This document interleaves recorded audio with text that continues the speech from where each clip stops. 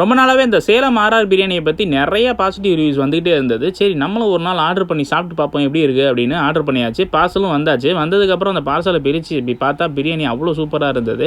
அந்த பார்சல் பிரிக்கிறது இருக்க இன்னும் அல்டிமேட்டடாக ஈஸியாக அப்படி பிடிச்சி இழுத்தோன்னே அப்படியே கலந்து இருந்துருச்சு. ஒவ்வொரு கடையிலையும் நம்ம அந்த போட்டு பிரித்து கஷ்டப்பட்டு பல்ல வச்சு கட்டிச்சு இழுத்துக்கிட்டு இருப்போம்.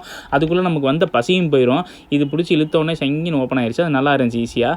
அதுக்கப்புறம் நமக்கு என்னென்ன கொடுத்துருக்காங்க அப்படின்னு பார்த்தோம்னா பிரியாணி, கத்திரிக்காய் ரைத்தா ப்ளஸ்ஸு ஸ்வீட் ஒன்று கொடுத்துருந்தாங்க. அந்த ஸ்வீட் அல்டிமேட்டாக இருந்துச்சு.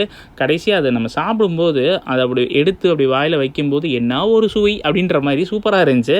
அதை சாப்பிட்டு முடிச்சிட்டோன்னே அது அந்த ரைஸை பார்த்தோம்னா நமக்கு வந்து அவ்வளோ நிறைய 2 பேர் தாராளமாக சாப்பிட்லாம்.